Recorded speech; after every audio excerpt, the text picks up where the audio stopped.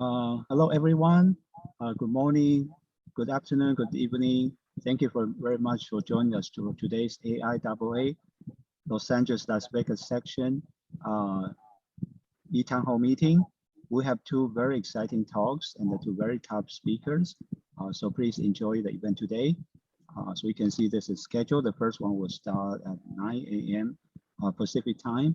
The second one will be at 10:30 a.m. Pacific time. So first, we thank the AIAA headquarters in Western Virginia. They provide us a very nice Zoom platform with many good features. And they are very supportive for our events. And just a note, the first talk today, thanks to Dr. Chaturvedi, it will be recorded and posted after the event. But the second talk, due to the copyright issue with Boeing, is not going to be recorded. So please, there's differences. And just a few notes, if you don't receive our email notice, but you think you are in our mailing list, please check your spam and junk folder or provide another email address. And for today, if you somehow get disconnected, please keep trying. It should be temporary. If you keep trying, it will be okay. If your internet bandwidth is limited, you can try to dial in using the phone number provided in the confirmation email or reminder. Okay, just a few words about AIAA. AIAA is American Institute of Aeronautics and Astronautics. It's a national organization, but it also has international existence. As you can see this map, all the green area is international. We call the Region 7. And within the domestic and the continental United States, there are 6 regions. We are the orange or red area, Region 6, California, Southern California, Las Vegas, and Los Angeles. Our current president is Mr. Basil Hassan. Executive director is Mr. Dan Dumbacher. Our section chair is Dr. Jeffrey Bushell with Raytheon. So our goal is to promote aerospace, to encourage creativity, communication, encourage original invention and the thoughts and education, public awareness, and the public understanding. So we have many members around the globe. 90 years of aerospace leadership since the Wright brother and Robert Goddard, because the AIAA was merged from the two distinguished organizations formed by the Robert Goddard and the Wright brothers. Joining professional society gives you a lot of benefits like prestige, networking, employment opportunities, career advice. You can publish, and the student can get an AIAA student scholarship if you qualify. Different level of membership. The main task force is the professional, which include the young professional, who should have been called early career professionals. They are not students. They are just the beginning of the professional membership. It's the same professional membership, just with 50% discount of membership rate. And with student membership, we have high school membership. The high school membership is free. Educator, as we mostly mean for the K-12, is also free. We're corporate, associate, and retirement. So on our website, you can see AIAA.org membership. You see different categories. And membership is a key part of AIAA. And once you join AIAA membership, you can immediately look into the AIAA Engage and start to chat, post your information to be engaged with AIAA. And you will receive daily lunch with a lot of insider story. You might get job, or business opportunity or mentor, mentee. Aerospace America monthly publication, very highly reputed. It's a very reputable magazine. And as a member, you enjoy this great discount attending the AIAA forum and conferences. Also, I'm sorry. AIAA also published. You have ARC, Engage, AIAA Foundation just received $1 million donation from Blue Origin, and the industry guide. career center is very important part for students and also for people working in the industry. And one key feature of AIAA is that you can advance in ranks in membership. For example, in our section, we have Dr. James Worth, the president of microcosm, and Dr. Jeffrey Bushell, our section chair, Ruth Raytheon, and Miss Marilyn Wheaton, Dr. Daniel Raymer, Mr. Steve Izakowicz, which is the president of Aerospace Corporation, and Dr. Martin Bradley, and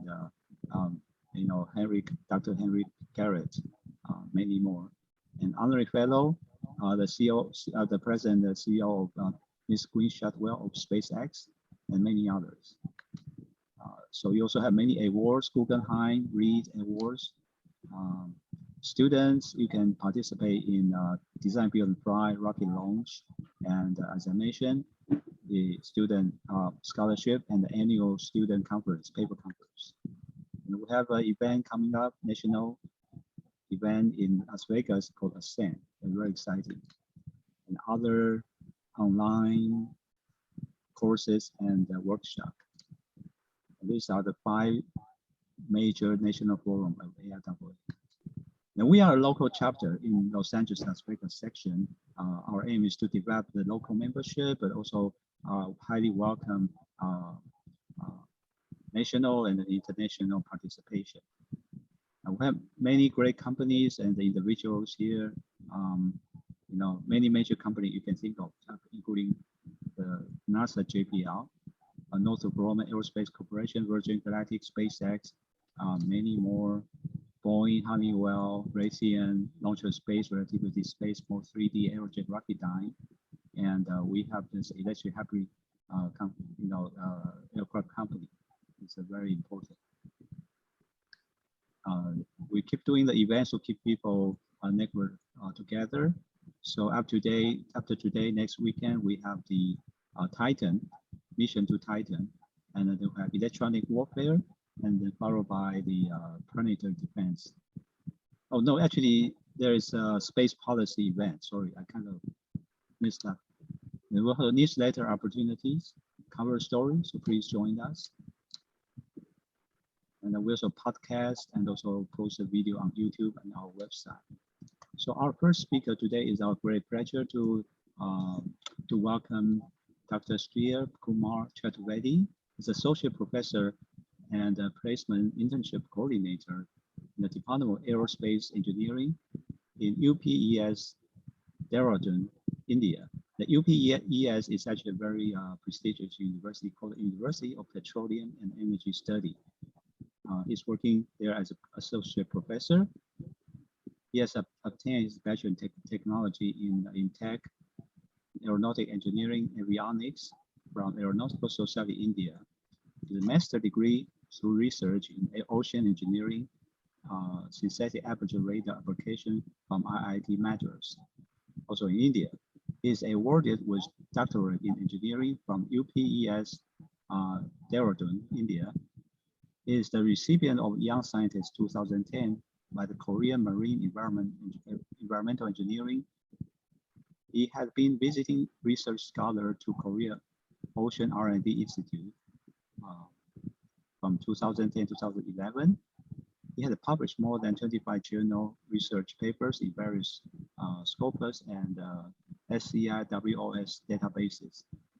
He had attended and presented research papers in many conferences, approximately 70, such as IEEE IGERS, IEEE APSAR, IEEE IRSI, IEEE ISM, etc. Well, hopefully we'll have a publication with AIAA soon from Dr. Chaturvedi. He's a member of various professional bodies such as IEEE, ISRS, AESI, IITMAA. He is on editorial board of Journal of Marine Technology and Research, Thailand, GRD journals, etc. He has been organizing many executive master classes at UPES, Dehradun, with eminent persons such as Dr. Subramanian Swamy, and also Dr. Sivan. I actually attended one of these, very exciting. Dr. Sivan was the chairman of the Indian Space Agency, ISRO. Also, Dr. Madhavan Nair, also a former chairman of ISRO.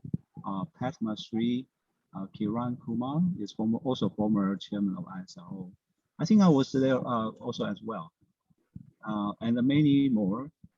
And as you know, India Space Agency has collaboration with NASA JPL, so it's very exciting period of time. And his area of research is SAR application for oceans, target detection, tsunami modeling, etc. Recently, Dr. Chaturvedi has been rewarded with Outstanding Faculty Advisor Award 2021 in Space Habitat event in Brazil.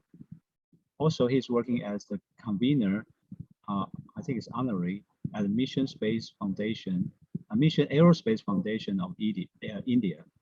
That's very prestigious. So thank you very much, Dr. Chaturvedi. We are very excited here to welcome you. So without further ado, so it's all yours. Thank you, Dr. Chaturvedi.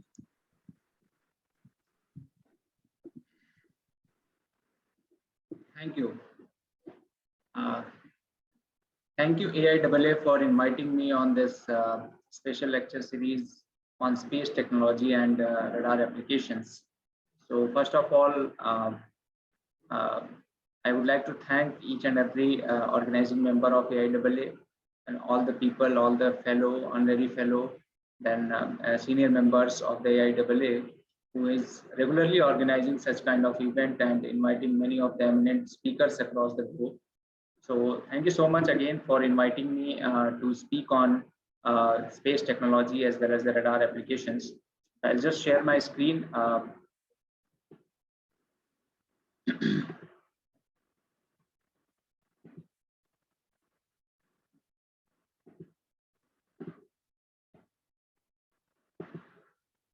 I hope it is visible now, right? Yes, yes. So before starting with the lecture on space technology as well as the radar application, so first of all, we have there are various terms: space, technology, radar, and applications. So technology is something which is a tool which is useful for the society.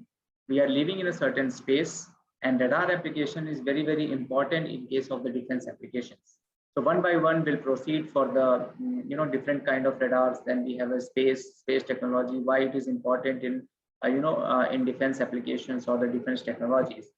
So this is just a overview.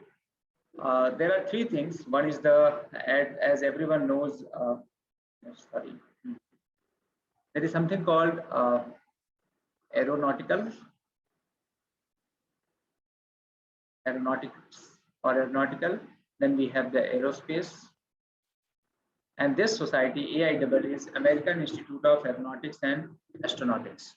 It means it covers the portion of aeronautical engineering as well as the space engineering. So similarly, we can be able to see here, this is the spacecraft, and this is again the hypersonic spacecraft, again which is in the space. And we have something over here in the right side, we have the drone, and over here we have the aircraft. So these two terms, this and this, drones as well as the aircraft, they represent the flying object into the tropospheric region, or you can say the region which is above below 11,000 kilometers on the atmospheric region. But if we talk about the spacecraft as well as the higher order, or you can say hypersonic flights, which is having the Mach number greater than 5. For the drones, it is the very, very low subsonic region. For the aircraft, it can be subsonic, it can be supersonic, but in case of the spacecraft, it is always Mach number greater than 5. So why it is important? Because ultimately we have to take the body, we have to take the payload. Payload means satellites ultimately, and on the satellite we have the sensors. The sensors may be anything, maybe infrared cameras, or maybe synthetic aperture radar, or any kind of the sensor which is kept onto the payload for the various applications across the globe. So why it is important? Why we are studying the space engineering, or why we are studying the space law, or why we are studying the space technology? Ultimately, each and every person, whether he is living in the urban area, rural area, oceanic area, land area, or highly crowded area, they should get benefited by means of the space application. That can be either by means of a GPS, that can be GIS can be used, or global positioning technology can be able to use to move from one place to another place. It means the satellites applications are only and only to provide the exact information once the body is moving or the person is moving from place number A to place number B. So that's how the space application actually occurs. Nowadays, it's a huge demand for the drones, right? In order to carry the important information, in order to carry the vegetables, in order to carry the different kind of the delivery system, we need the drones. Aircraft, again, it is a very, very important tool or an important device in order to move from one. For example, if you want to fly from New Delhi to New York, so within a short period of the time, one can be able to go by using a certain air route or within a certain space route. Similarly, we have to go for the low Earth orbit or the medium Earth orbit or the geo Earth orbit, or you can say the geosynchronous orbit. One has to take the application of a space, or the space is the only medium to which one has to travel from one place to the another place. So ultimately, once the satellite is placed, so what is the use of the satellite? It has a certain camera, it has to watch this Earth, and then relevant information can be able to get. Relevant information may be in terms of disaster management. Nowadays, if hurricane is coming, or tsunami is about to come, or earthquake is about to come, so satellite plays a very, very important role in order to monitor the each and every signals of the hurricane, the direction of the hurricane, velocity of the hurricane, or you can say rate of change of displacement of the one particular tectonic plate to the another particular tectonic plates. All the things can be able to monitor by means of the satellite as well as the satellite antennas. So there may be a classification of a passive satellite system as well as the active satellite system that is in the further slides. So why actually space technology means once the system is placed into the space, maybe in any of the orbit, maybe in the low Earth orbit or geosynchronous orbit or any of the orbit, what is the ultimate use? Ultimate use is to ease the information for the society or for the person, or to capture the information in a very short period of the time with the accurate information. So there is something called the technology of a remote sensing. So this is the application of the space, and that's what it is called, the space technology. Technology using the space by means of the satellite is known as the remote sensing. Sensing means to get the information. Remote means it is the distance, means from the distance how one can be able to get the information. If I'm speaking from India, a lot of people are watching from America, from Brazil, from within the country of our India, maybe Chennai or New Delhi or many places, or some person are watching from China or Japan. So how one can be able to get the sensing information or sense the information remotely? That is the meaning of a remote sensing. So obviously we need to have the satellite system in which some kind of the cameras are used or some kind of the sensors are used in order to get the Earth information. This complete Earth has to be monitored either by means of drones or by means of the satellite or by means of aircraft. So it depends on the person how one can be able to obtain the data and what kind of application you are going to do, whether you are using the imagery data for the analysis or you are using some kind of the software, and what kind of the classification and what kind of the career opportunities are there in case of the space technologies or the space engineering. So first of all, we have the engineering, spacecraft design. In the spacecraft design, we are putting the payload, that is the satellite, in which various sensors are there. Once it is placed into the orbit, that is the space application. So ultimate space application is the remote sensing technologies using the satellite properties or using the satellite. So these satellites can be able to monitor all the Earth, whether it is the ocean surface, land area, urban area, suburban area, forestry area. Nowadays, it's a huge disaster. For example, recently in the news, Arizona, Amazon jungles have been completely vanished due to the forest fire. So how one can be able to monitor using the satellite? We have to take the data. We have to take the continuous temporal data.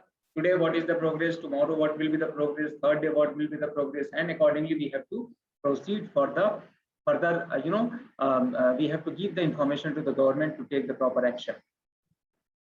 So remote sensing basically classified by means of two terms. One is the active sensing, second is the passive sensing. What is the difference? In case of the passive sensing, if this is the sun transmits the photons, number of photons, or you can say the light. electromagnetic radiation. It has a various lights. Everyone knows VIBGYOR, right? Violet, indigo, blue, green, yellow, orange, and red. It has a certain wavelength. They used to be transmitted towards the Earth, and the amount of the reflection which is going towards the satellite. So this satellite measures the number of photons coming out, reflected values from the Earth, and this satellite sensor will measure the number of photons, and accordingly the information can be able to gather. So that is the meaning of a passive sensing, means it is dependent on the sunlight. Active sensing means it does not depend on sunlight. It can operate in the daytime also, it can operate in the nighttime also. Most of the defense applications we are using the active sensing, because in the nighttime most of the illegal activities normally used to happen. So we have to monitor it by means of the active remote sensing system, that is radar, radio detection and ranging. So in this we have a radar sensor which is transmitting the electromagnetic signal towards Earth, and then the reflection of the electromagnetic signal will go to the sensor. It will measure the reflected amount or the backscattering amount of the information from the Earth. So it does not depend on, it means it does not depend on sunlight, it depends on sunlight. So the passive sensors normally, for example, all the colored images, Google images, basically you can say they are the passive sensing systems. All the radar images, or all you can say defense application images, always we are using the active remote sensing sensor or active remote sensing data sets. So it has a different data sets also. In this, the number of pixel information for a particular area will be different. Under this condition, the number of pixel in a particular area will be different, completely different. The grayscale value vary from digital number vary from 0 to 255 in case of the radar imaging. Under this condition, we have the red, green as well as the blue information. So completely different application, more accurate information. This is especially used for the defense application, day and night operation, D&D operation you can say. How the remote sensing actually process flows. For example, if we talk about the passive sensing or the passive remote sensing technology, so we have the active source, which is the sun. Sun used to transmit the energy towards the target. From the target, the reflected wave will go to the sensor or the satellite, which is placed in the low Earth orbit or medium Earth orbit. Normally, these satellites, they used to place at 500 to 1,000 kilometers above the Earth's surface. They are the, polar satellites.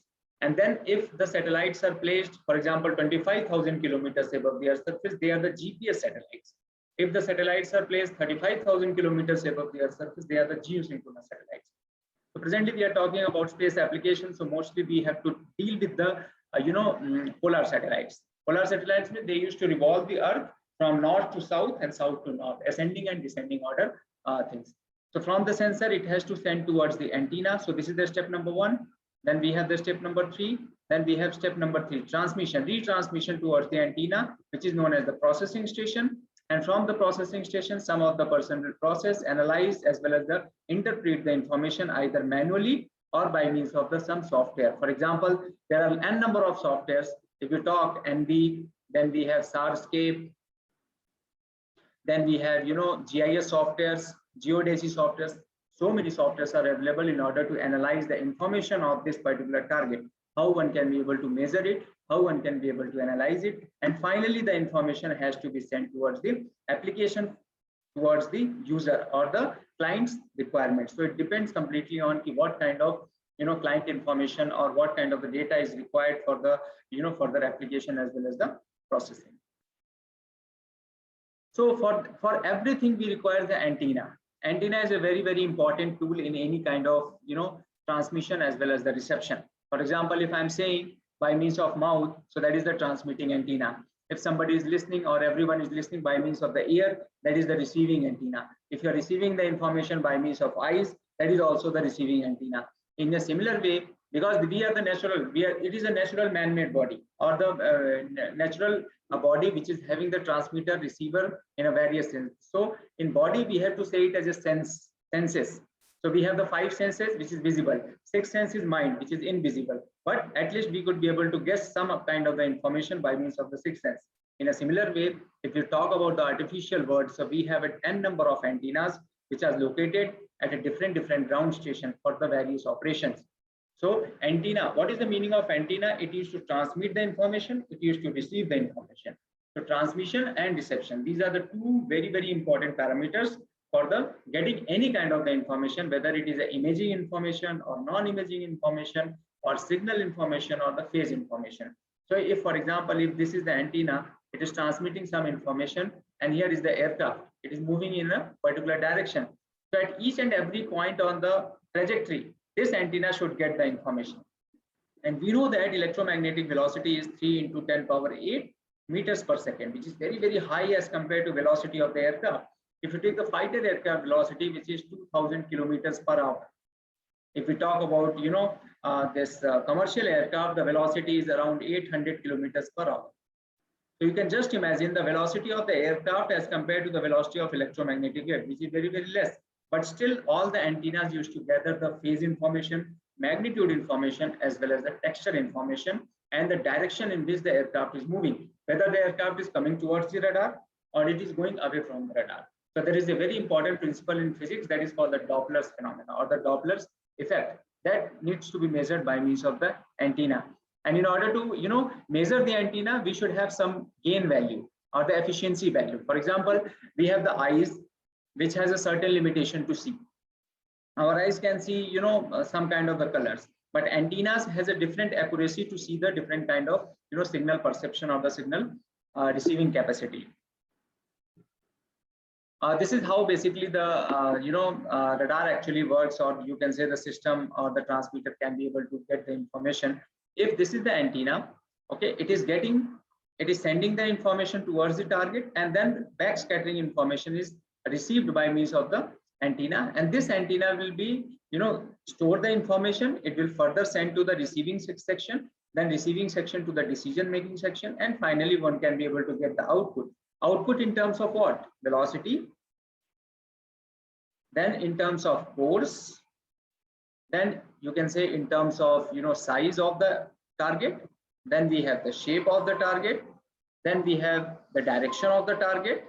Many information can be able to get, as well as the navigational information, latitude, then we have the longitude, then we have altitude.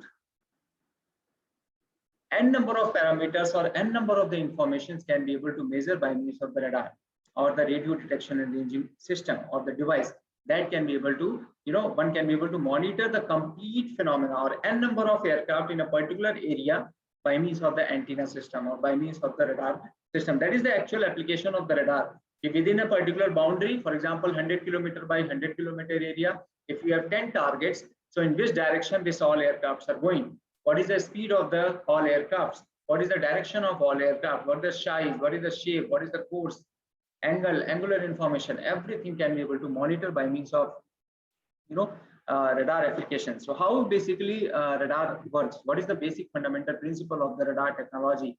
If someone asks or if somebody wants to know completely, we have the antenna, then we have a number of aircraft, right? And always the electromagnetic wave propagation in the circular direction. You can see the direction, it is always the circular, right? So within a circle, how many targets are present, right? Within the second circle, so if we consider this as the origin, so at a distance of R1, then we have a distance R2, then we have a distance R3, and then R4 and N number of R. R means distance, or you can say the range.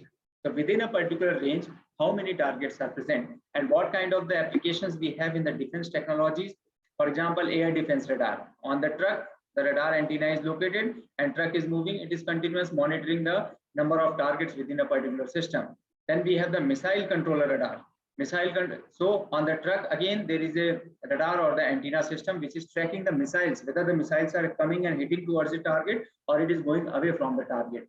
Then we have an air traffic controller radar. Normally on the, you can say when you go to the commercial airport or airports authority, ATC are placed in order to monitor the various, aircrafts within a particular arena or within a particular area. So if aircraft A is coming and towards the landing, so second aircraft should not get towards the landing point. They should take the 2.5 minutes of turn, and then later on they have to come and land. So this is how the air traffic controlling used to be offered onto the airport. Then we have the ground surveillance radar. On the ground, if army people are staying here, so these army people will get the continuous information about the target or the illegal activities which is happening at a certain distance. So that can be able to occur. Then we have the navigational based radar, which always provides the value of a longitude and latitude as well as the altitude information for the various information or the legal or illegal activities which is happening at a certain distance. So that can be able to measure using the navigational based radar. So basic principle, if we talk about the radar, is the meaning of radar is radio detection and ranging. We can say radio detection and ranging. It means it works on the principle of microwave frequencies. Microwave frequency means gigahertz. It means it works on the frequency of 1 to 100 gigahertz of the frequency, right? Within this frequency, it transmits the information, it gets the information, right? For example, if this is the satellite, radar is located, it is transmitting a certain pulse towards the target, and then it is receiving the echo or the backscattering information towards the satellite. So the distance covered R, then again the backscattering R. So total distance will be R plus R equals to speed. Then we have the time T2 minus T1, right? Then R equals to C delta T divided by T. This is a very basic physics equation in which time is to be calculated as well as the range is to be calculated by means of a constant electromagnetic signal or the constant electromagnetic velocity. And once we know the distance, we can be able to find out the velocity and all other parameters related to the target. I will not go much into the technical details, but that is a different part of this. I'll just go with the application point of view. Yeah. So basically, one can be able to see we have the two transmitting antenna, then we have the receiving antenna. From the transmitting antenna to receiving antenna, if it is located at a distance of R, G is something called as a gain. Gain of the transmitting antenna, gain of the receiving antenna. Gain means efficiency. How efficiently a person or the radar transmitter can be able to send the information, and how efficiently this receiving antenna can be able to receive the information. So there is a very famous equation which is known as the Frisk equation. Frisk equation, which used to provide the range of the target. What is the distance? On what factor it works? So basically, range of the target is the function of transmitted power, then we have received power, then gain value of transmitting antenna, receiving antenna, on what wavelength it works, then on what frequency it works, what is the cross section area, what is the actual area of the target. Every parameter is worked based on the range equation, and this range is very important for the shape calculation, for the target distance calculated, for the velocity estimation, for the phase estimation. Very important parameters, and normally all the where you can be able to see this range and minimum information what the radar antenna is getting from the target. That's very important. That is known as the minimum detectable signal, MDS, right? This minimum detectable signal is very important, and it depends on the radar cross section area. What is the area and cross section area? For example, our eyes are having a certain area which is, for example, 0.5 millimeter of the diameter if we take. So pi by 4 d square is completely the area of the eyes. But with this eye, one can be able to see the certain area. So that area is completely different. It means it is known as the radar cross section of eyes, or radar cross sectional area. So this is how, because this antenna is having a, for example, diameter is 10 meter. So area, actual area will be pi by 4 d square. Pi by 4 into 10 square. Some value will be able to get in terms of meter square. But with this actual area, this is transmitting, or this is receiving a various n number of targets. It means this area is completely different as compared to the actual area. Actual area, then we have a complete cross-sectional area. Commonly used frequency, how radar band basically works. So very high frequency, it is not the radar band. P band, it is not again the radar band. Always it works on the gigahertz frequency. 1 to 2 gigahertz, which is the L band. 4 to 8 gigahertz, which is C band. 8 to 12, which is X band. 14 to 18, which is Q band. Then we have 27 to 47, which is the Ka band. And these have a different application in terms of the agriculture and forestry, then ocean, or you can say glaciology. Sometimes we have to monitor the glacier effect. Then we have the high resolution radars in which one has to map the complete area in a very short period of the time. And nowadays the researchers are doing on the work on millimeter waves, which is the very strong waves nowadays used for the highly penetration, for the subsurface monitoring, or earthquake monitoring basically, or the tsunami monitoring. We are using the millimeter waves. The number of waves which are coming out, or the interacting with the earth, or the tectonic plates, or you can say the surface as well as the subsurface phenomena, how one can be able to get the backscattering information. So these are the important researches which are going on for the different kind of the band properties or the band informations, which are normally very, very difficult to get it, or very, very difficult to analyze it. So this is just a continuation of the radar principles. We have the radar antenna, then it is sending the beams. So the difference of the upper beam and lower beam is known as the antenna beam width. Then we have the target, and these are the transmitted pulses. It will go and hit the target, and then echo backscattering response will go and it will be recorded by means of the antenna, and then from antenna it has to be displayed by means of the display section. So this is what I was talking about, the Friis equation, which is the radar range equation. So you can see this is the received power, which is the function of transmitted power. Then we have the gain value, then range, then radar cross section area, actual area, then again the received range. Then the complete equation will be PT, GT, GR, lambda. Lambda is the wavelength, R is the distance, and commonly used radar equation. This is known as the commonly used radar equation, and this minimum detectable signal is important in order to achieve the information for the target, whether it is a moving target or static target. For example, if helicopter is placed, helicopter can be the dynamic, always the dynamic, but it can be static at one point. But aircraft is always the dynamic, it cannot stop until or unless it is a flying car. So helicopter can be considered it as a flying car, which can be static and dynamic, but aeroplane, the complete aircraft, is completely the dynamic. So it works on the radiation principle, like I already told. It always works on the backscattering phenomena or the backscattering information, and it depends on the radar cross-sectional reflectivity. Now coming up to the second topic, which is the synthetic aperture radar. This is very, very special radar nowadays. We are using, defense people are using for the different applications, because it provides the image. Till now we have the non-imaging radars, or in all the commercial applications normally we have the non-imaging radars. In all the defense applications we are using the imagery radar. For example, if n number of tanks are standing, and using the satellite one can be able to see how many number of tanks are standing, or how many, what is the movement of the tanks near to the border area, or especially for the border surveillance we are using the synthetic aperture radar. So synthetic aperture radar means, synthetic means synthesis or the energy storage. Aperture means in a particular length, and radar is the radio detection and ranging. Means if any of the information is stored within this area A and B, right? Within this area or within this length, if energy storage is A, that is known as the synthesis, right? On this particular aperture area, that is known as the synthetic aperture, and the system which is onto the satellite is the radar.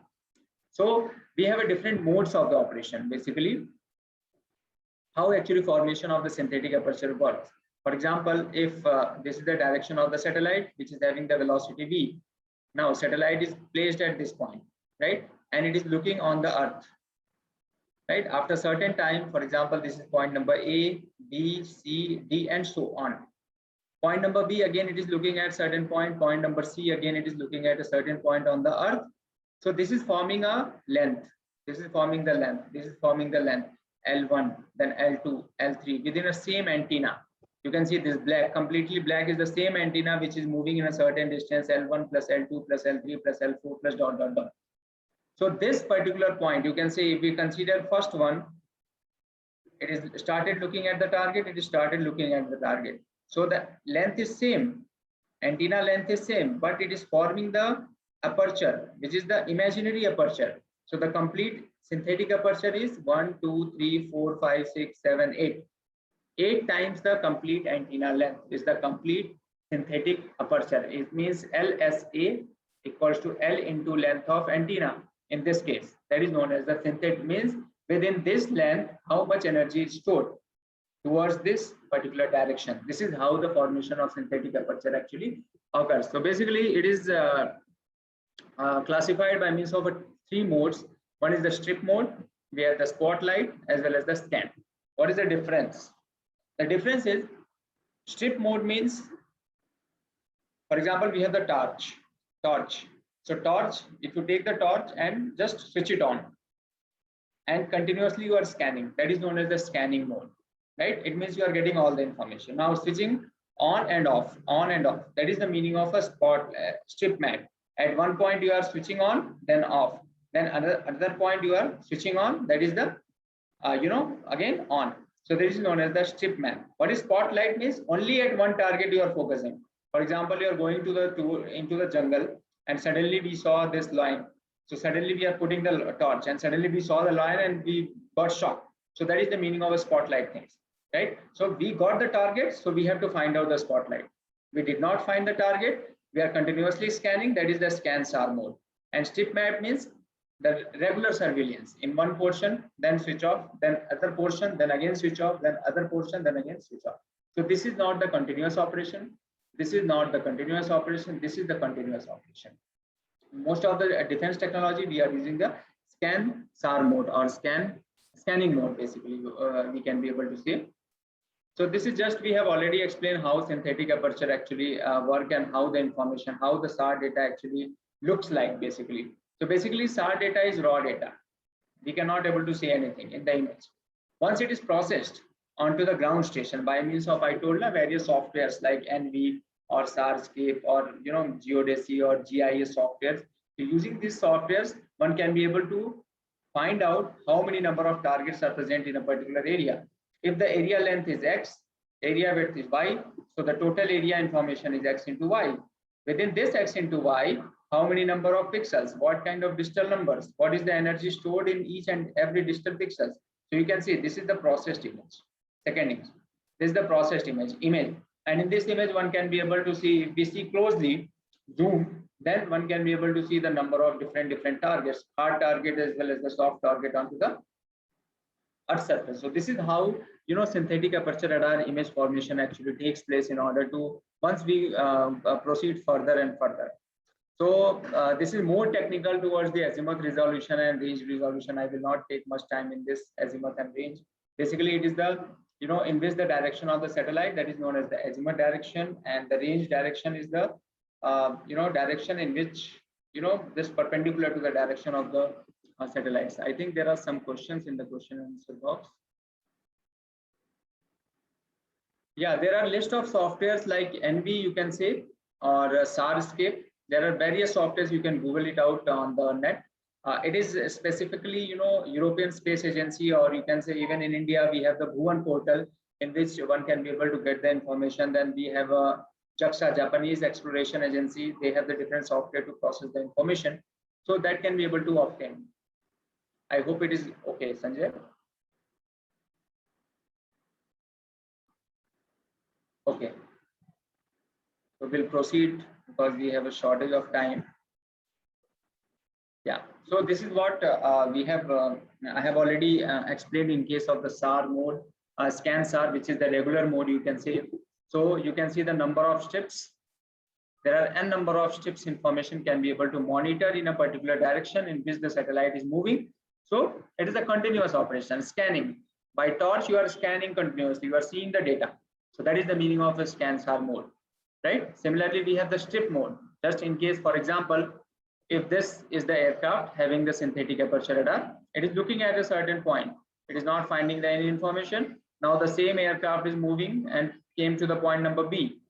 This is point number A, point number C. So the point number P, again, it is transmitting the information and it saw, okay, there are 1, 2, 3, 4, 5. So we have the 5 tanks. So this point number B satellite, or you can say the aircraft, found the 5 targets. Okay, after certain times, maybe C. At this point C, it is again transmitting the beam and it has found, okay, we have again some 1 and 2. So we have the 2 number of targets which is located at this particular point. So this is the meaning of a strip mode. You can see at the point number B, we have a 5 targets. At the point number C, we have the 2 targets. So at the point number B, we have a 5 targets. At the point number C, we have the 2 targets. It is not this continuous operation. All the information lost between this, all the information has been lost between the coming from point number B to point number C. So this aircraft cannot see what is happening or what is happening to 1, 2, 3 targets. Only it will see the 2 targets. It will not see the third, 4th target. So this is how the strip map means. In one point, only 1 target. And this is the spotlight mode, means on a 1 target only we have to see. For example, if this aircraft at the position A, it is seeing the 1, 2, 3, 4, 5 targets. At the point number B, when it has come to point number B, the same target it is monitoring 5. Okay. At the point number C, it does not worry about these targets. It will only worry about only these 5 targets. So this is known as the spotlight mode. Means it has to focus on only one particular target or one region of the target. So this is the spotlight mode operation, or you can say the finding the illegal activities. Normally we are finding out the spotlight mode or the spotlight information for the synthetic aperture radar operation. There are n number of airborne SAR sensors, like we have AirSAR, which is the NASA, which is sent by USA. Then we have AUSAR, right? Then we have DOSAR, then we have ESAR, then EMI-SAR, and then MEMSHIP. Then we have a storm ship, and then we have a AES. Lot of targets which are located on the aircraft also. It is not necessary that only satellite can carry the SAR sensor. Aircraft can also carry the SAR sensor. Even drone can also carry the SAR sensor. But due to its heavy operation, drone cannot able to lift up the high value or the high weight of the synthetic aperture radar sensors. Nowadays, it's a huge demand for the unmanned aerial systems, which is the tropospheric system or tropospheric region, because this is again the space application, ultimately space technology or the space application, in which various aircraft, small aircraft, or the unmanned aerial system in which the synthetic aperture radar has to be placed, and it will transmit the information towards the Earth's surface, and it gathers the information, and then finally it has to transmit towards the ground station. Once we know the ground station, we can be able to process the information as well as the data.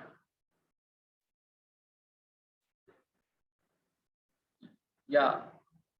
Yes, I think that can be further transmitted or published on this slide presentations, Mr. Basil. It will get published in very soon, or you will be able to get from AIAA office. They will forward you. Thank you for asking the question. Okay, so unmanned aerial system operation is again very important nowadays to proceed further in order to get the operation or get the information done. Yeah.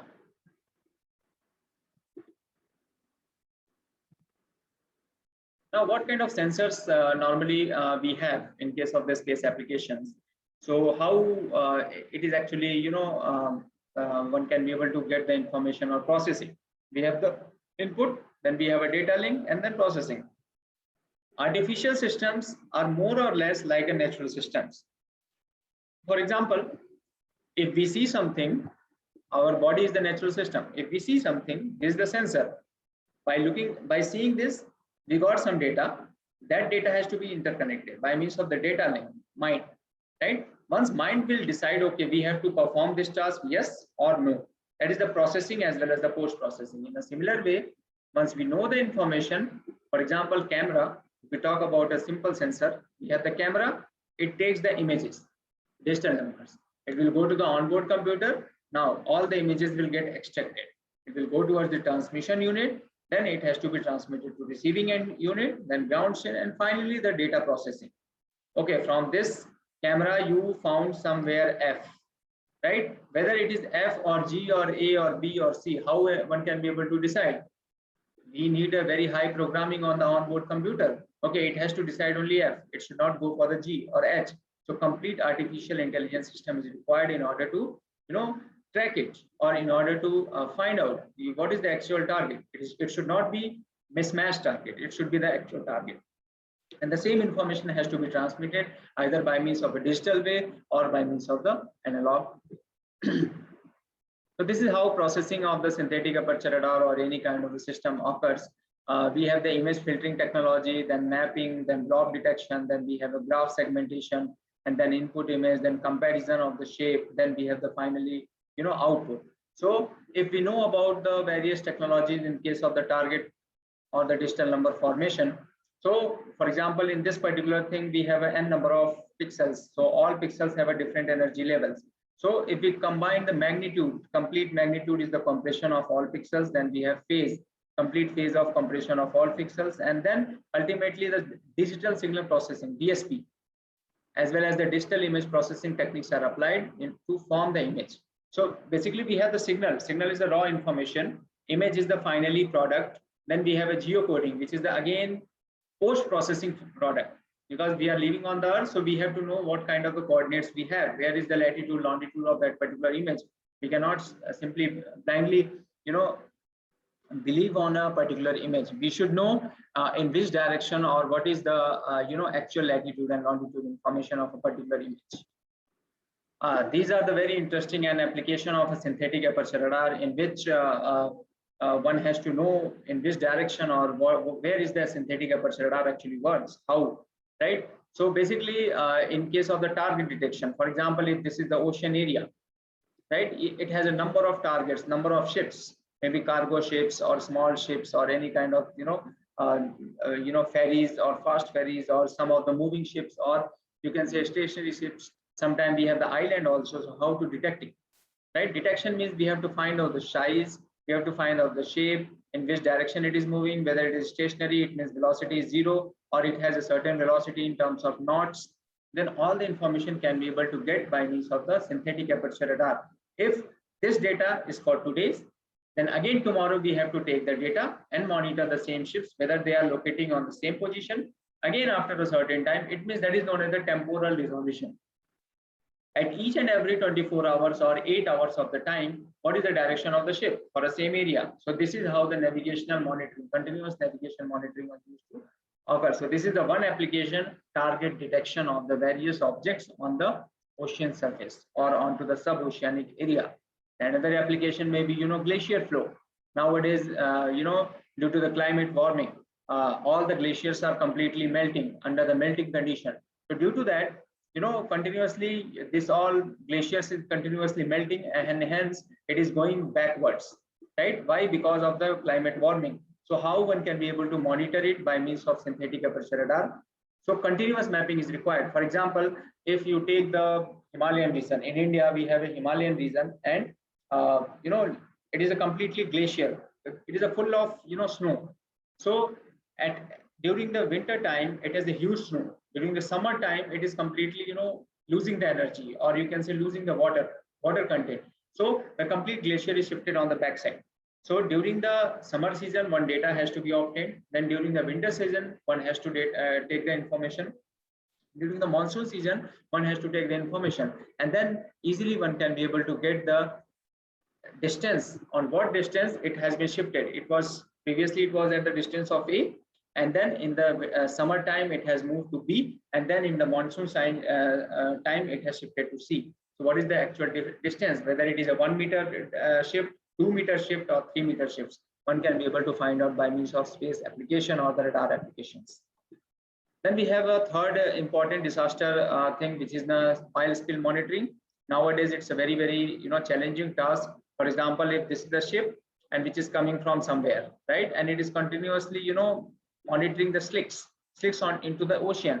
So what will happen in case of the oil pollution or the marine pollution? Marine animals will get affected due to the oil. Oil have a different density, water have a different density, and suddenly it has started spilling. So all the marine eco environment will get disturbed. So it should not happen, it should not occur. So suddenly by means of the satellite, one can be able to easily measure the amount of spill onto the surface. You can see this is the ocean.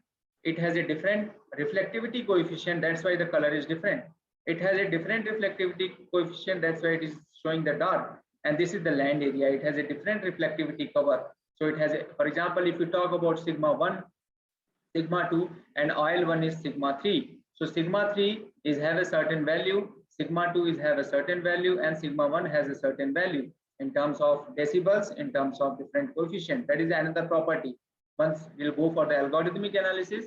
So that is something called Bragg scattering phenomena in physics. Based on the Bragg scattering, comparison of the ocean surface as well as the oil surface, one can be able to extract the information, and then the direction can be able to measure, and the information can be sent to the concerned authority.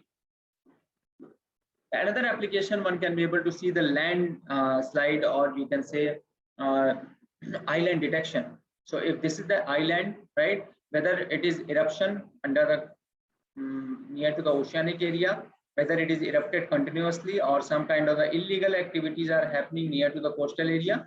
So one can be able to monitor on a regular basis. On everyday data, one can be able to say for the small island, this is the small island.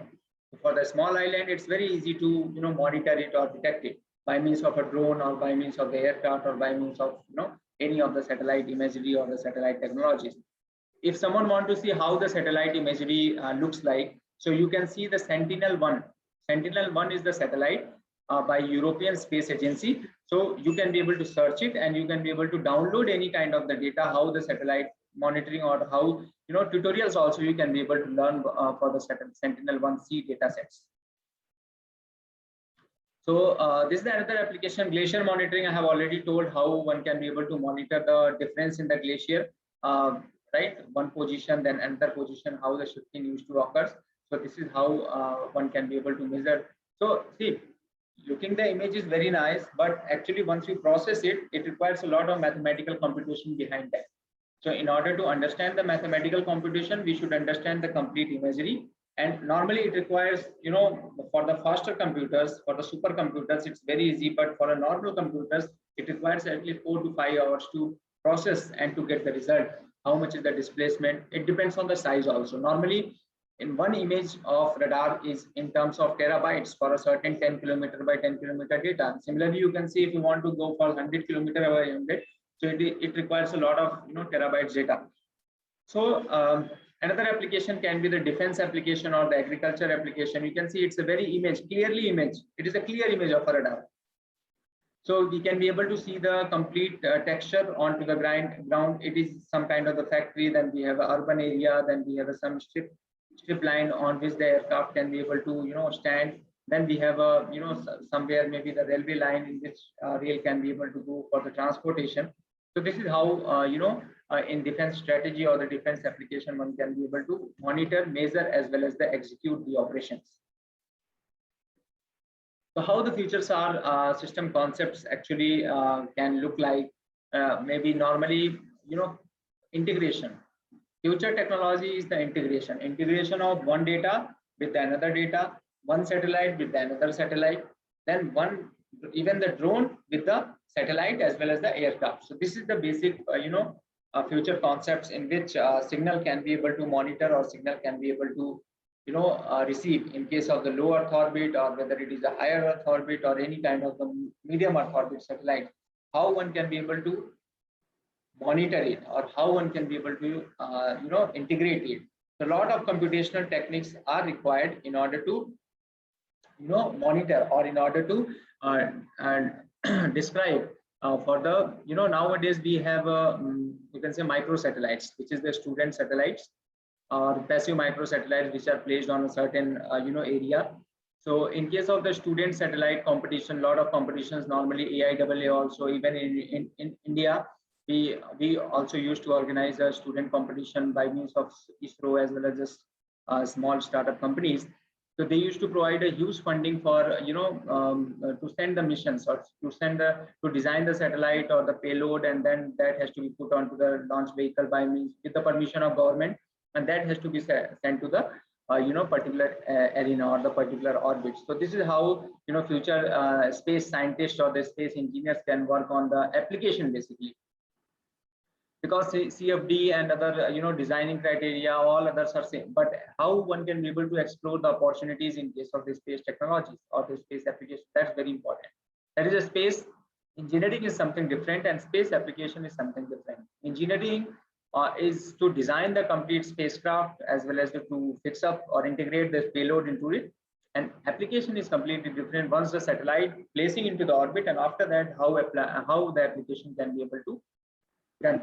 So in summary, one can be able to see the various applications, especially in the it has the high resolution capability, then weather independent, does not depend on whether there is a rainy season or hot season, summer season or winter season, monsoon season. It does not depend. It can work in the day and night operation with own illumination because it is the active sensing. Then it is not the optical sensor, so it does not depend on the sun. Polarization efficiency is very high. It can easily classify the structures. Then it has a very high dielectric constant. terrain topography in order to monitor the mountains. Mountains are basically the terrain, right? So by means of the interferro technique, one can be able to monitor the complete mountain of a particular area. Then we have a number of application for the radar or the space scientists or the radar engineers. Then it has a great interest of the scientific community as well as the commercial and security related application. Because radar, since it is working in the night time, so one has to not depends on whether the sun will come or not come, or rainy season or rainy season. So it is basically into the defense application. Defense technologies. So basically, one can be able to monitor, or one can be able to showcase themselves in terms of as a radar engineer or a space engineer, basically you can say, or space application technologist, in order to go ahead with the various things. So again, it has a radar is having used for the height measurement. Then we have the navigational for the sea information.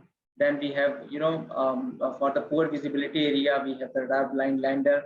Then airborne radars for the satellite surveillance. Then we have the space applications like planetary observations, right? Then we have police radars. Normally, police department, they are using to monitor the various targets.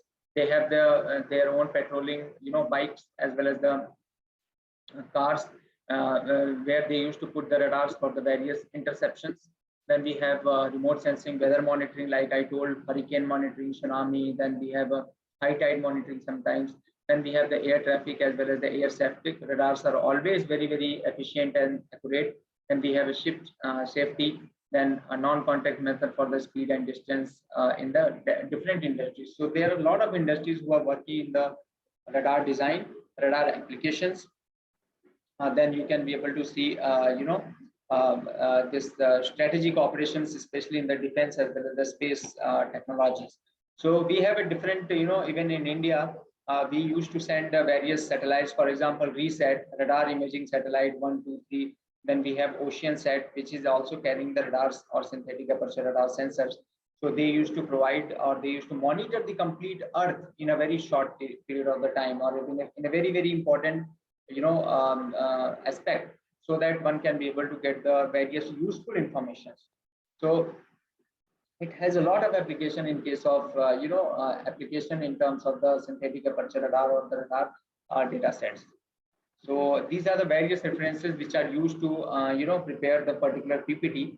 And you can also search it out, or you can also Google it out, how one can be able to, understand basically radar is fine, but the application in terms of the imaging application, that's very important for the remote sensing of the environment, or the remote sensing of our own Earth, how one can be able to, progress it with the data sets. Right, data sets mean digital numbers. So basically, it is the geometrics, all the things, whatever we are studying, especially for the space application. So basically, it is known as the geometrics. Geo means Earth. Earth has to be classified by means of the matrix. Matrix means digital numbers. So complete Earth has to be monitored using the different,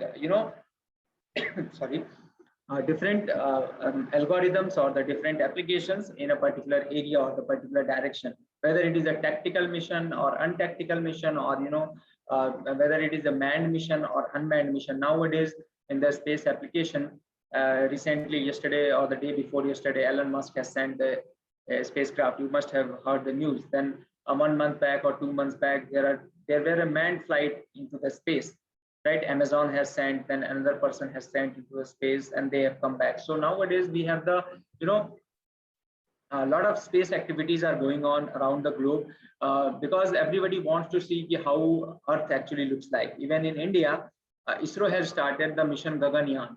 Gagan means space, Yan means the instrument or the aircraft, or spacecraft, in which one has to go, one has to sit, one has to go to the particular height, they have to observe the Earth, and they have to come back. That is the mission Gaganyaan, completely launching and then again coming to the same point.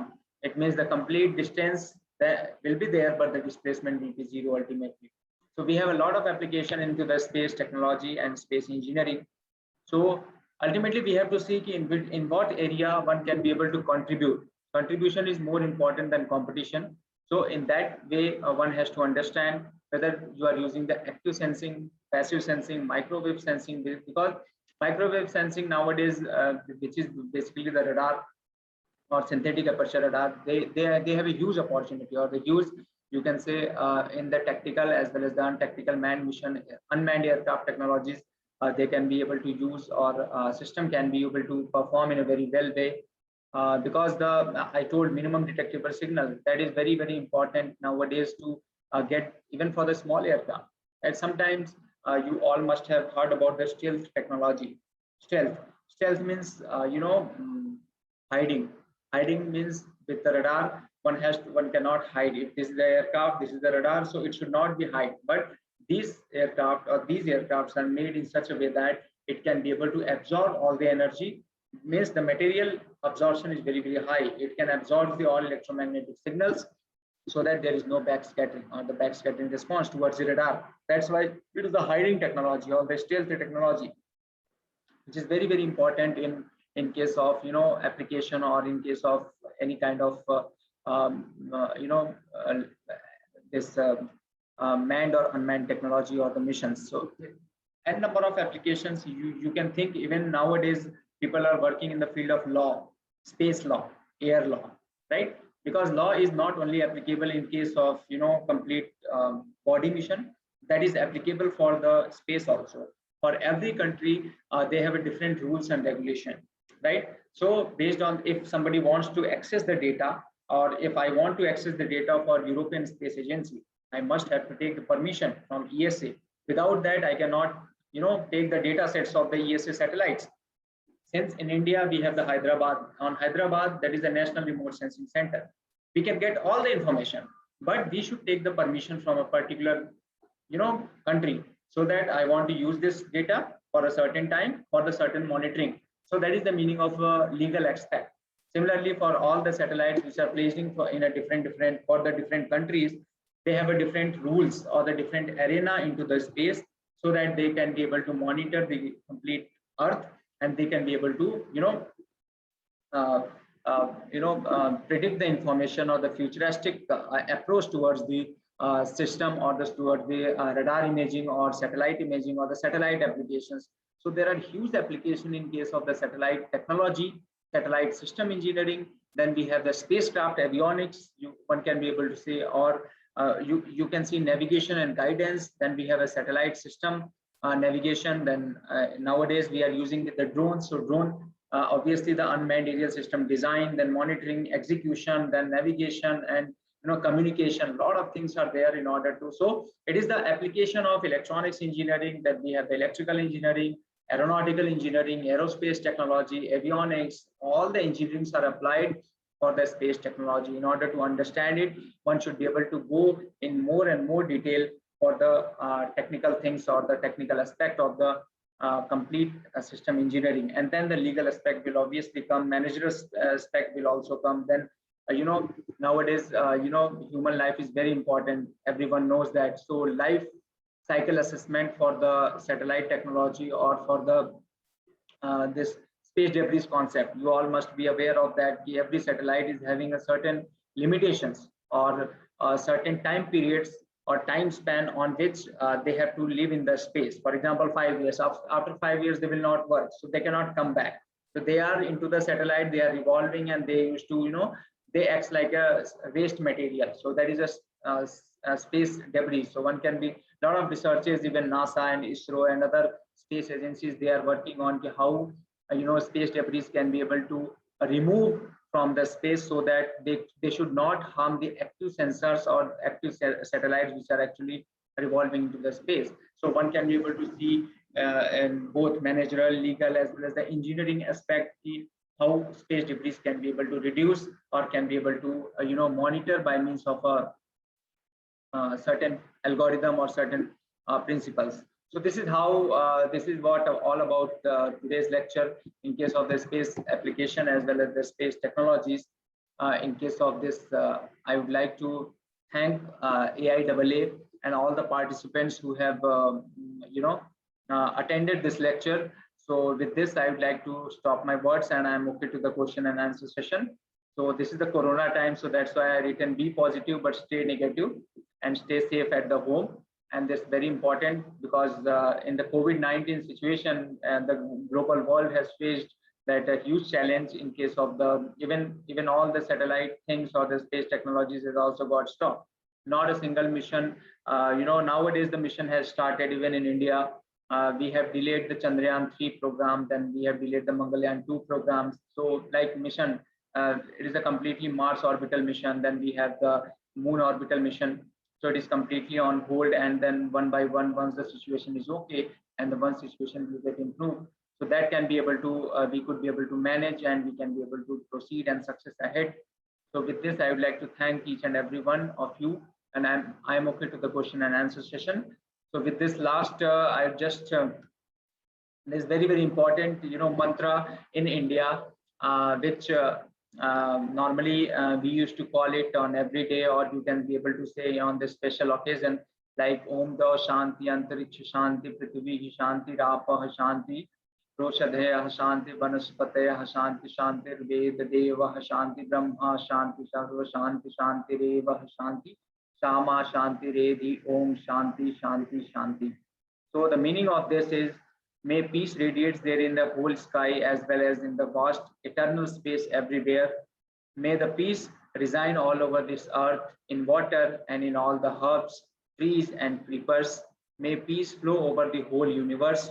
May peace be in the supreme being Brahman. May there always exist in all peace and peace alone. Om Shanti Shanti to us and all beings. So with this, I would like to thank each one of you, and thank you so much for listening the talk, and thanks once again. Jai Hind, Jai Bharat. Thanks a lot.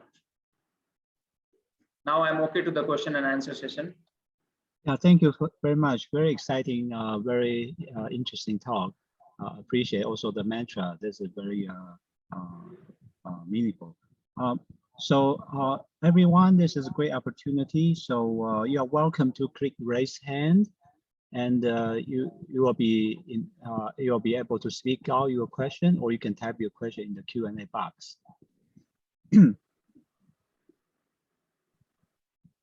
Just while we're waiting, if anyone click their raise hand or type in their question in the Q&A box. So you mentioned about some of the upcoming missions in India, like orbiter, Mars orbiter. So are all those equipped with SAR, or you were just mentioning some of the upcoming missions? Yes. Basically, they are the Mars orbital mission or Chandrayaan, which is the Moon orbital mission. So some of the sensors are used, like synthetic aperture radars are also used to monitor as well as map the Mars surface. But basically, we are sending the rovers, and that rovers used to land onto the Mars as well as the Moon surface to get the properties, different kind of the textural properties, whether there may be a chances of water, any minerals, or any kind of the information which is not present onto the Earth. So in that way, the system used to give the information or displays the information, and that information can be able to monitor. Yes, obviously radar is used, and gigahertz frequencies are used for the, to get the information for a particular phenomena. That is for sure. So radar is very efficient operation in case of the space applications. How about Venus? Venus, we have not decided it. So maybe because India has not decided it. Yeah, I understand. So how about the power consumption? Does it take a lot of power? It's just a solar panel will be sufficient? Presently, it works on the renewable energy, which is the solar panel, basically. But yes, power backup is very important. Batteries and other stuffs which are charged by means of the solar technology or the solar panels. So basically, it is a completely renewable energy, which is placed onto the, these robots, whatever we are sending. I see. So is the one that JPL is NASA JPL is working with ISRO? What is the? I think it's a public. It's not a military. So what is the mission? What is it measuring the ocean, or is measuring the? Yes. That is NISAR basically. NISAR is NASA. Then I is ISRO, and SAR is synthetic aperture radar. So it is the complete mission of USA. Then we have India. So this particular mission will only carry the SAR sensor for the Earth observation. Earth observation may be the complete monitoring of the globe. Globe means maybe it can be the ocean or urban or suburban or forestry area. Everything can be able to measure, but it will only carry the synthetic aperture radar. Normally, what happens in one satellite, multiple payloads can be offered or multiple sensors. For example, in one satellite, we have infrared sensor, we have SAR sensor, we have multispectral sensor, we have high spectral sensor, we have different sensors. So because it is the cost effective operation, but in case of the NISAR, it will only carry the one sensor, which is the synthetic aperture radar for the ocean, for the Earth observation completely. It will not carry any other sensors. But normally in most of the satellites, the multiple centers, or you can say multiple bands are connected in most of the satellites. But in case of the what you are talking about, USA and India joint operation, that is NISAR, which is the NASA ISRO synthetic aperture radar process. They used to carry only one payload, which is the synthetic aperture radar sensor. Is it going to be launched from India, or is going to where is it being made? Is it made in India, or is it launched to United back to US? That maybe the ISRO chief can be able to tell. That I'm not sure. Okay. Dr. K. Sivan can be able to tell that whether they will be launching from Sriharikota in India or they will launch from JPL, that is NASA. I see. Then you also indicate, it can be on the drone, on the aircraft. So obviously, these are different sizes, from satellite to regular aircraft, surveillance aircraft, and to drones. And I even mentioned about SpaceX. So obviously, there are some size limitations. So if you have a SAR on a drone, is the capability limited because the limited payload, due to the If we talk about hexacopter or small, small drones, quadcopter, hexacopter, or resolution affected, but they are closer to the ground. So is the resolution affected, or because the trade-off of the distance, the altitude, that actually can be compensated? Yes, that is of course in case of drone operation. The synthetic aperture radar, basically it's a very heavy weight.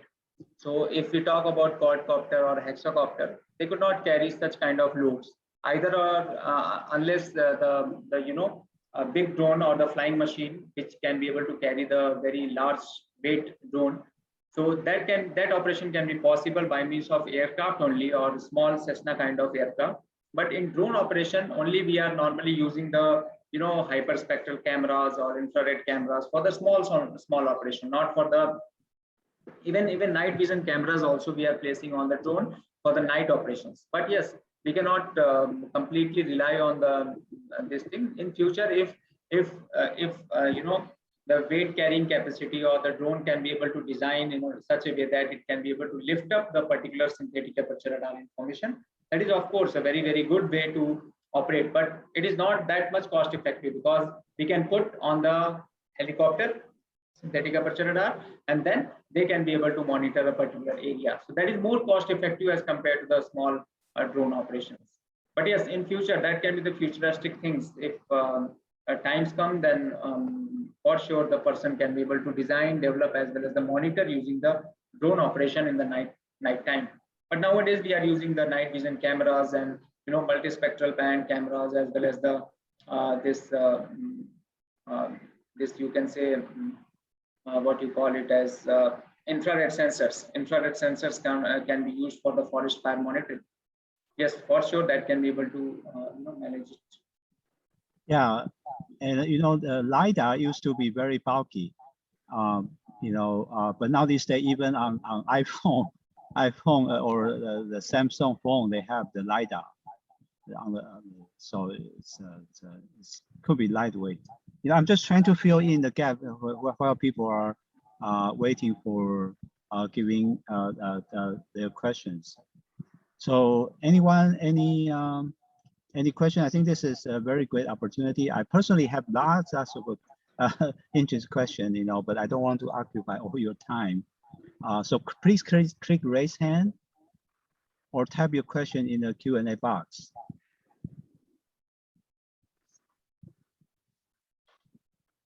Yeah, as Dr. Chaturvedi was saying, this is very important for space, aerospace, defense application, and it's great project for STEM education as well, because it is involving electromagnetism, algorithm, artificial intelligence, the drones, aviation, spacecraft, satellites. So it's a very good topic for STEM, education. Yes, because space education is something what we require nowadays, and that can be applicable to anywhere, any part of the world, whether you are living in India, USA, Brazil, or any China, Japan, or anywhere. Space technology will completely change the world, or it will completely capture the world, because ultimately remote sensing will be the future, completely future. We have to monitor, we have to execute the operation, and a lot of things. Oh yeah, I can see there's a comment from Harry Hablani saying this excellent presentation. Thank you. This is wonderful. And you are right, Dr. Chaturvedi said very, very well. Actually, I just saw a news. Saw a piece of news yesterday. I was kind of fascinated because recently there's an issue of the Afghanistan, the retreat of the American armed forces, and there was the piece of news that a group, several girls, they were able to leave Afghanistan, and they belong to space robotic teams, all girls, all women, robotics, for space exploration team in Afghanistan. So I mean, this space thing is really inspiring. Women in Afghanistan, girls working on robotics project for space exploration. Luckily, they were able to leave Afghanistan. So I was fascinated. It's a good, interesting story. They even inspire people in Afghanistan. So it's very yes. So, nowadays it's a very hot topic all over the world. Afghanistan and Taliban. Only these are the hot topics nowadays.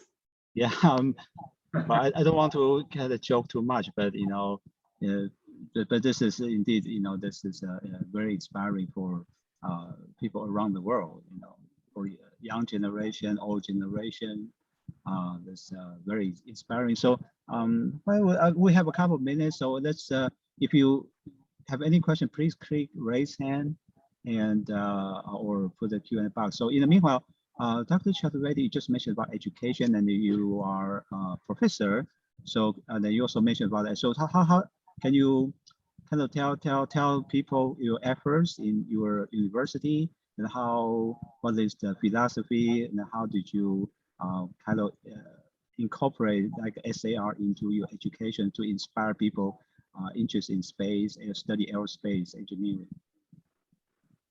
Yeah, I did my BTech in aeronautical engineering, and then in India, it's a very famous, that is Aero Society of India, and I did it from there. Then we had, like for example, Royal Aeronautical Society, you must have heard about. So in a similar way, we have in India Aeronautical Society of India, and then I completed my BTech, Bachelor of Technology in Aeronauticals, and then further I wrote GATE examination, which was a very, very prestigious examination for going for the master's program. And then I cleared that. Then I went to the IIT Madras. You must have heard about. It's a very famous institute in India, one of the top rank institute, which is at present it is #1 institute in India, Indian Institute of Technology Madras, which is located in the southern part of the India, Chennai. From there I did masters, and then for the 1 year of my thesis work I did from Korea Ocean R&D Institute, which is South Korea. It is located in Ansan, near to the Seoul, which is the capital of South Korea. And I did my work, master's thesis work from there in synthetic aperture radar for target detection, then wave height measurement for the ocean surface, then propagation of the waves and all other stuffs. which was related to the space application. A lot of works I did in 2011. Then once I came back from South Korea, then I joined University of Petroleum and Energy Studies as an assistant professor. And since then, I am working as a faculty in UPES, and presently I'm on the role of associate professor. Last year I got promoted. So my work is always on the, either by means of radar application or synthetic aperture radar application. A lot of my students are involved, undergraduate students, postgraduate students, even PhD students. They are always involved into the, SAR application, radar application for target, then for the wave height measurement from the space. And then some of the, even in the latest, there was a very big conference of the space habitat event happened in Brazil. So a lot of people have, participated. A lot of students have participated in that, and we have received one best paper award. One of my group student, and I got the outstanding faculty advisor award in the same. So basically, we used to work in collaboration with ISRO, in collaboration with DRDO. Like recently, we have submitted one project to Defense Research and Development Organization, DRDO, which is again related to the target detection using radar as well as the SAR. So most probably we'll get the funding. That's not a problem. So that's how we always used to encourage the people to work for the space technology, space application, space design, because it has a lot of scope. Ultimately, we are living in the space. Without air, nothing. We are living in the air, then we are trying to go for the space. So that's what it is called as aerospace. And for that, we need the technology. So that's called avionics. And we need the application, that is called the remote sensing. And that should be completely, beneficial for the society in the managerial aspect, in the legal aspect, in the life aspect, in the different kind of aspects. So this is how one can be able to, learn, then one can be able to earn in terms of aeronautics as well as the astronautics. So again, I'm thankful to AIAA for hosting, for this, inviting on this special lecture on, space technology as well as the radar application. So I'm really thankful to you, Dr. Ken. I'm really thankful for invitation, and thanks once again. Thanks a lot.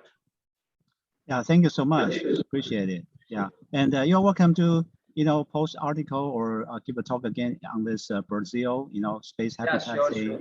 And the Korean, you did this SAR study with Ocean Korea. I mean, this is very exciting, and you are right. This is the right time.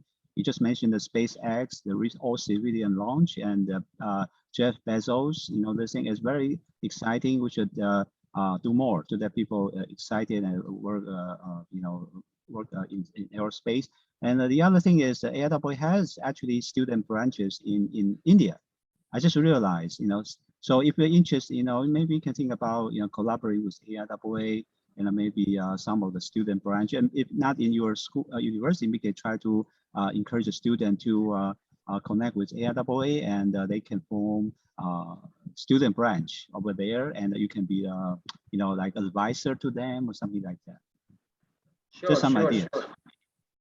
Sure. Surely I will speak to my management team in Yes. UPES, and then further we can be able to collaborate with AIAA in terms of students progress, in terms of the student progress, support and progression basically. So that can be done. I think that's not a problem. Okay, I'll send you some the contact information so you can. Sure. But it needs to be formed by initiated by the students. But they need an advisor. Yeah. Okay, this is so wonderful, and I'll just please stay in touch. We'll keep communicating. Sure. Excellent. So, thank you so much. Thank you, sir. Jai Hind. Yeah. Thank you. Thank you. Thank you. Thanks to you all. Yeah. Yeah, really appreciate it. I'll take the lead because it's already 11 p.m. I know. So, I just want to say it's too late for you. I really appreciate it. Thank you. Thank you. Good night. Bye-bye. Good night. Have a good night. Bye-bye. All right. So, yeah, we thank Dr. Chaudhary. It's very late over there. So really appreciate